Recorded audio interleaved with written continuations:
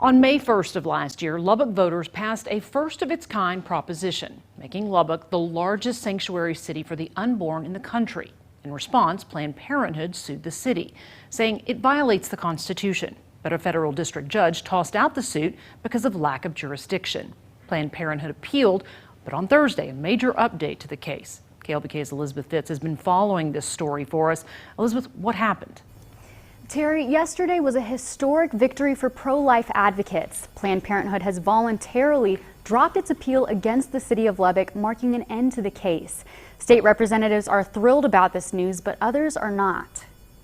The unopposed motion to dismiss was filed because of the lack of jurisdiction. There haven't actually been any prosecutions against a doctor for performing an abortion in Lubbock. So even though it's on the paper, on the books, it hasn't actually been enforced. And that's why Planned Parenthood doesn't have a lawsuit right now. And now, Lubbock is the largest city in the U.S. to ban abortion.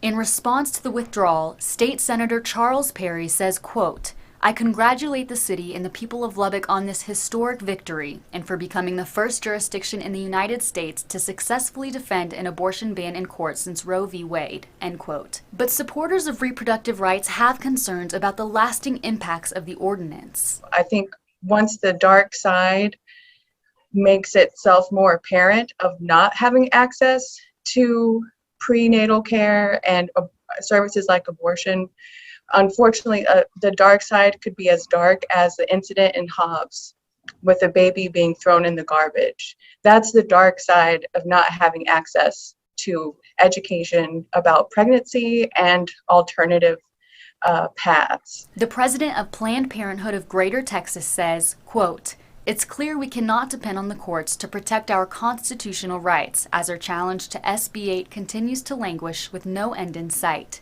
end quote. And Right to Life East Texas said, "The Lubbock Ordinance marks the first time that an abortion ban has survived court challenge in the United States since Roe v. Wade." But Planned Parenthood says this is not the end of their fight in Lubbock. For people who feel proud about this victory, that's okay. They're not getting abortions. That's okay. They can feel proud. But for the people who need abortions, this is just another reminder that we have work to do.